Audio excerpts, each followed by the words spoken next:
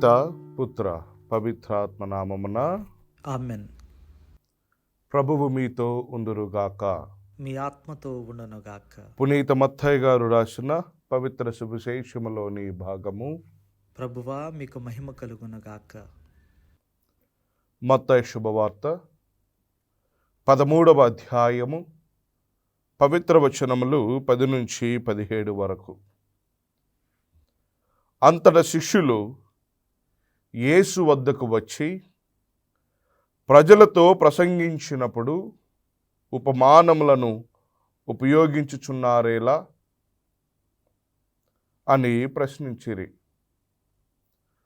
అందులకు ఆయన ప్రత్యుత్తరముగా, పరలోక రాజ్య పరమరహస్యములను తెలుసుకొనుట అనుగ్రహింపబడిన మీకే కాని వారికి కాదు. ఏలయనా ఉన్నవానికే మరింత వసగబడును, వానికి సమృద్ధి కలుగును. లేని వాని నుండి వానికున్నదియు తీసివేయబడును. వారు చూచియు చూడరు, వినియు వినరు, గ్రహింపరు. కనుక నేను వారితో ఉపమాన రీతిగా మాట్లాడుచున్నాను అని చెప్పాను. వారిని గూర్చి యెషయా ప్రవచనం ఇట్లు నెరవేరును. అది ఏదనా, ఎంతగా విన్నను మీరు గ్రహింపరు, ఎంతగా చూచినను మీరు గమనింపరు. ఏలయనా కనులార చూచి, చెవిలార విని, మనస్సుతో గ్రహించి, హృదయ పరివర్తనము చెంది నా వలన స్వస్థత పొందకుండునట్లు వారి బుద్ధి మందగించినది. వారి చెవులు మొద్దుబారినవి, వారి కన్నులు పొరలు క్రమ్మినవి. మీరెంత ధన్యులు! మీ కన్నులు చూడగలుగుచున్నవి, మీ చెవులు వినగలుచున్నవి. మీరు చూచినది చూచుటకు, వినునది వినుటకు ప్రవక్తలనేకులు, నీతిమంతులనేకులు కాంక్షించితిరి, కానీ వారికి అది సాధ్యపడలేదు. ఇది క్రీస్తుని సువిశేషము. క్రీస్తువా మీకు స్తుతి కలుగునుగాక. ప్రియ సహోదరి సహోదరులారా,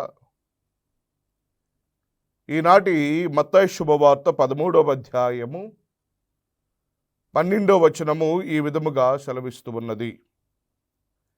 ఏలయనా ఉన్నవానికే మరింత వసగబడును, వానికి సమృద్ధి కలుగును. లేని వాని నుండి వానికున్నదియు తీసివేయబడును. ఈ వాక్యాన్ని మనము చదివినప్పుడు మనకు చాలా కఠినముగా అనిపించి ఉండవచ్చు. దేవుడు ఎందుకు ఒకరికి ఎక్కువగా ఇస్తూ ఉన్నాడు, మరి ఒకరికేమో తక్కువగా ఇస్తూ ఉన్నాడు? ఎందుకు మరి ఒకరికి ఉన్నదానికంటే ఇంకా ఎక్కువగా ఇస్తాను అంటూ ఉన్నాడు? లేని వాని దగ్గర నుండి దానిని కూడా నేను తీసుకుంటాను అంటూ ఉన్నాడు. దీనిని ఎలా అర్థం చేసుకోవాలి ప్రియ దేవుని బిడ్డలారా? యేసు ఇక్కడ ఆయన మాట్లాడేది సంపద గురించి కానీ, లేక మనకున్నటువంటి హోదాను గురించి కానీ, భౌతిక వస్తువులను గురించి మాత్రము కానే కాదు. దేవుని యొక్క రాజ్యములో ఉండేటువంటి ఆ రహస్యాలను స్వీకరించగలిగినటువంటి హృదయాన్ని గురించి దేవుడు మాట్లాడుతూ ఉన్నాడు. అవును ప్రియ సహోదరి సహోదరులారా, ఈ వాక్యాన్ని మనము ఎలా అర్థం చేసుకోవాలి? ఈ వాక్యాన్ని ఎలా అర్థం చేసుకోవాలి? చాలా మందికి ఉండేటువంటి సందేహము ఇదే. దీనిని అర్థం చేసుకోవాలి అంటే మున్ముందుగా మత్తయి శుభవార్త 13వ అధ్యాయాన్ని మొత్తము కూడా మనం ఒకసారి చదవాలి. యేసు ప్రభువు విత్తువాని యొక్క ఉపమానము చెప్పిన తర్వాత తన శిష్యుల దగ్గరకు వచ్చి ఏమంటూ ఉన్నారు? ప్రజలతో ప్రసంగించినప్పుడు ఉపమానములను ఉపయోగించుచున్నారేలా అని ప్రశ్నించిరి. అందుకు ఆయన ప్రత్యుత్తరముగా, పరలోక రాజ్య పరమ రహస్యములను తెలుసుకొనుట అనుగ్రహింపబడినది మీకే కానీ వారికి కాదు అంటూ ఉన్నాడు. ప్రియ దేవుని బిడ్డలారా, మీకు వారికి కాదు అంటూ ఉన్నాడు. మీకు మాత్రమే అనుగ్రహించబడినది అంటే వాళ్ళు ఎవరు? ప్రియ దేవుని బిడ్డలారా, దేవుని యొక్క వాక్యాన్ని ఆలకించి వాక్యానుసారముగా జీవించి వాక్యములో నిలబడినటువంటి వ్యక్తులు వారు అధికముగా ఫలిస్తారు. ఫలించబడినటువంటి వారి యొక్క జీవితంలో ఇంకా అధికముగా నేను ప్రసాదిస్తాను అంటూ ఉన్నాడు.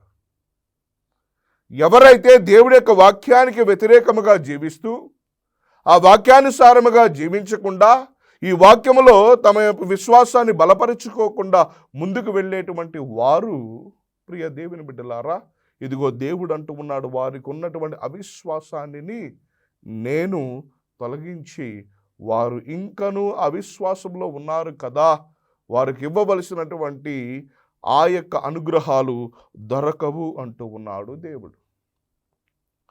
కాబట్టి దీనిని మనం అర్థం చేసుకోవాలి. దేవుడు ఇక్కడ పక్షపాతాన్ని చూపించడం లేదు. ప్రియులకు దేవుని బిడ్డలారా, దేవుడు పక్షపాతాన్ని చూపించకుండా మన హృదయ స్పందనను గురించి దేవుడు మాట్లాడడము మనందరం కూడా గమనించాలి. ఇకపోతే ఆ యొక్క వాక్యాన్ని 2 భాగాలుగా విభజించడానికి ప్రయత్నం చేద్దాం. దానిలో ఉన్నటువంటి మాట, ఉన్నవానికే మరింత వసగబడును. ఉన్నవానికే అంటే ఏమిటి ప్రియులకు దేవుని బిడ్డలారా? ఉన్నవాడు అంటే కలిగి ఉన్నటువంటి వాడు. ఏం కలిగి ఉన్నాడు? దేవుని యొక్క వాక్యాన్ని విశ్వాసముతో స్వీకరించాడు.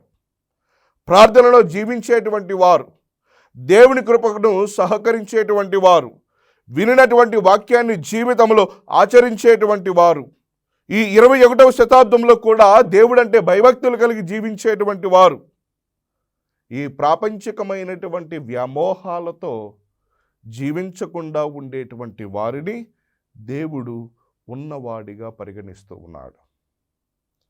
అటువంటి వ్యక్తి, దేవుడు అంటే భయభక్తులు కలిగి జీవించేటువంటి వ్యక్తికి దేవుడు జ్ఞానాన్ని, విశ్వాసాన్ని, ఆనందాన్ని, కృపను ప్రసాదిస్తాడు. అందుకనే సెయింట్ థామస్ అక్వినాస్ గారు చాలా చక్కగా చెబుతూ ఉంటాడు, దేవుని కృపతో సహకరించేటువంటి వ్యక్తిలో కృప మరింత పెరుగుతూ ఉన్నది. కాబట్టి ఉన్నవాడు అంటే వీరు. దేవుని కృపకు సహకరించేటువంటి వ్యక్తులను దేవుడు ఇంకా అధికముగా దీవిస్తాడు. ఇక ఈ 2వ భాగాన్ని మనము చదివినట్లయితే లేని వాణి గురించి దేవుడు మాట్లాడుతూ ఉన్నాడు. ఇక్కడ గమనించవలసినటువంటి అతి ప్రధానమైనటువంటి అంశం ఏమిటంటే, లేనివాడు అంటే పేదవాడు కాదు అని అర్థము. దేవుని కృపను నిర్లక్ష్యము చేసేటువంటి వ్యక్తులు, దేవుని కృపను నిర్లక్ష్యము చేసేటువంటి వ్యక్తులను గురించి ధ్యానించమని చెబుతూ ఉన్నాడు. ఎవరు వాళ్ళు?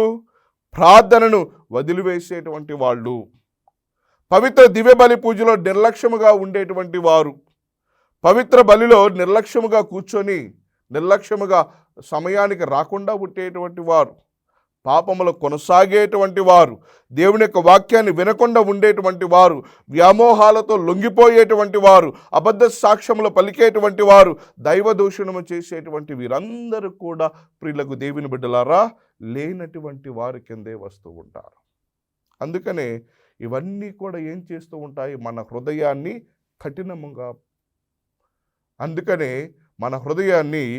కఠినముగా మారుస్తూ ఉంటాయి. కాబట్టి ఈ విధమైనటువంటి బలహీనపడేటువంటి అంశాలను మనము ధ్యానం చేయాలి. ఏది నన్ను దేవునిలో ఫలవంతము చేయకుండా ఉంచుతూ ఉన్నది అనేటువంటి దానినే మనందరం కూడా ధ్యానించడానికి ప్రయత్నం చేయాలి. ప్రియ సహోదరి సహోదరులారా, బైబిల్ గ్రంథంలో దేవుని కృపను పొందుకొని దేవుని కృపలో ఫలించినటువంటి వ్యక్తులను ఇద్దరును మనం ధ్యానం చేయడానికి ప్రయత్నం చేద్దాం. మొట్టమొదటి వ్యక్తి ప్రియ దేవుని బిడ్డలారా మరియ తల్లి. ఈ మరియ తల్లి లూకా శుభవార్త 1వ అధ్యాయము 38వ వచనంలో మనము చదివితే, దేవదూత గాబ్రియేలు దూత దేవునికి సందేశాన్ని చెప్పినప్పుడు ఆమె ఇలా చెబుతా ఉన్నది, ఏమని? ఇదిగో నేను ప్రభువుని యొక్క దాసిరాలను అంటూ ఉన్నది. అంటే దేవుని యొక్క చిత్తాన్ని ఆమె అంగీకరించినది. అంగీకరించబడినటువంటి చిత్తము ఆమెకు మరింత గొప్ప కృపను లభించే విధముగా మారుస్తూ ఉన్నది. దేవుని కృప అంటే ప్రియులకు దేవుని బిడ్డలారా దేవుని తల్లిగా మారుతూ ఉన్నది. రెండవదిగా, స్త్రీలందరిలో నీవు ఆశీర్వదింపబడినటువంటి దానవు అనేటువంటి గొప్ప మాటను ఆమె స్వీకరించగలిగినది. రెండవ వ్యక్తి ప్రియులకు దేవుని బిడ్డలారా పునీత పేతురు గారు. మొదట సాధారణమైనటువంటి ఒక మృత్యకారుడు, చేపలు పట్టేటువంటి వాడు. యేసు పిలుపునకు స్పందించాడు. క్రమముగా ఆయన అపోస్తలకు నాయకుడిగా మారుతున్నాడు. అతనికి మరింత బాధ్యత, మరింత కృప, మరింత ఆశీర్వాదము లభించినది కేవలము ప్రియులకు దేవుని బిడ్డలారా ఆయన చూపించినటువంటి ఆ యొక్క విశ్వాసానికే. పరలోకపు రాజ్యపు తాళాలను కూడా తన చేతిలో అందిపుచ్చుకున్నాడు. అంటే దేవుని కృప మరింత బలముగా ఆయనపై ఉన్నది. అందుకనే ఆయన ఉన్నటువంటి వాడు. ఇక మూడవ వ్యక్తి ప్రియులకు దేవుని బిడ్డలారా లేనటువంటి వ్యక్తులు ఎలా జీవిస్తారు, వాళ్ళ జీవితాలు ఎలా కొడగట్టిపోతాయో అనేటువంటి ఆలోచన మనం చేసినప్పుడు యూదా ఇస్కారియోతు ఒక చక్కనైనటువంటి ఉదాహరణగా మారుతూ ఉన్నాడు.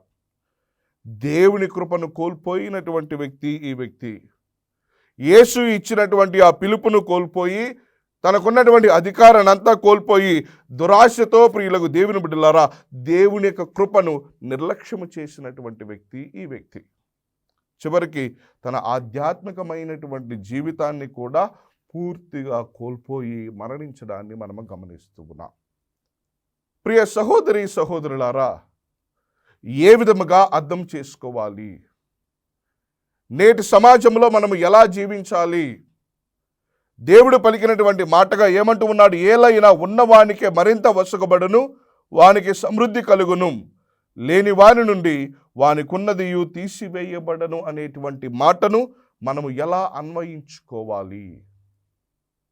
అందుకనే మొట్టమొదటిగా ప్రార్థనా జీవితాన్ని అలవరుచుకోవాలి. పవిత్ర దివ్యబలి పూజలో పాల్పంచుకోవాలి. బైబిల్ చదవడానికి ప్రయత్నం చేయాలి. ఇతరులను క్షమించడానికి ప్రయత్నం చేయాలి. ప్రేమతో సేవ చేయడానికి మనము ముందుకు రావాలి. పేదలకు సహాయం చేయడానికి ఎటువంటి కారణాలు వెతుక్కోకుండా ఉండాలి ప్రియులకు దేవుని బిడ్డలారా. అందుకనే ఇటువంటి చిన్న చిన్న కార్యక్రమాలు, ఇటువంటి చిన్న చిన్న పుణ్య కార్యాలను మనము ఉపయోగించుకున్నప్పుడు మనలో ఉన్నటువంటి విశ్వాసము రోజు రోజుకి పెరుగుతూ ఉన్నది. కాబట్టి దేవుడు పలికినటువంటి మాటను మన జీవితంలో కూడా అన్వయించుకోవాలి అంటే మనము కూడా విశ్వాసము కలిగి జీవించి దేవుని కృపను మన కుటుంబాలకు అందిపుచ్చుకునేటువంటి కుటుంబాలుగా మారాలి. ప్రియులకు సహోదరి సహోదరులారా, ఒక దీపాన్ని ప్రతిరోజు వెలిగిస్తే అది వెలుతురుని ఇస్తూ ఉన్నది. దానిలో నూనె పోయకుండా వదిలేస్తే అది ఆరిపోతుంది. అలాగే మన విశ్వాసము కూడా, ప్రార్థన, విశ్వాసము అనేటువంటి దానిపైన నిలబడకపోతే మనము కూడా కడగట్టిపోతూ ఉంటాం. కాబట్టి దేవుడు పలికినటువంటి మాటలను మనము ధ్యానించుకుంటూ, నేను కూడా అధికముగా ఫలించాలి అంటే నాలో ఉన్నటువంటి విశ్వాసాన్ని, దేవుని కృపను అర్థము చేసుకొని జీవించేటువంటి కుటుంబాలుగా మా కుటుంబాలు, మా జీవితాలు మారాలి అని ప్రార్థన చేసుకుందాం. ఆమేన్. ప్రార్థించుదము. కృపా సత్య సంపూర్ణుడైన ఓ మా ప్రియ పరలోకపు తండ్రి, నీ కృపను నమ్ముకొని జీవించేటువంటి జీవితాలుగా మా జీవితాలు మరచండి. నీ కృపలో కలకాలము వర్ధిల్లేటువంటి కుటుంబాలుగా మా కుటుంబాలను ఆశీర్వదించండి. నీ కృపను నమ్ముకున్నటువంటి వారి యొక్క జీవితాలలో నీ యొక్క దీవెనలు 30దంతలుగా, 60దంతలుగా, 100దంతలుగా ఫలించినట్లుగా మేమును ఫలించేటువంటి భాగ్యాన్ని మాకు దయచేయమని ప్రార్థన చేస్తూ ఉన్నాము. ఆమెన్. ప్రభువు మీతో ఉందురుగాక. మీ ఆత్మతో ఉండునుగాక. సర్వశక్తిగల సర్వేశ్వరుడు పిత, పుత్ర, పవిత్రాత్మ దేవుడు మిమ్ములను మీ కుటుంబాలను దీవించి కాచి కాపాడుదురుగాక. ఆమెన్. గుణదల మాత మా ఆశ్రయం, కరుణామయీ నీవే మా జీవనం, విజయవాడ వెలుగై నిలిచినవే మరియమ్మ, నీవే మా ధైర్యం.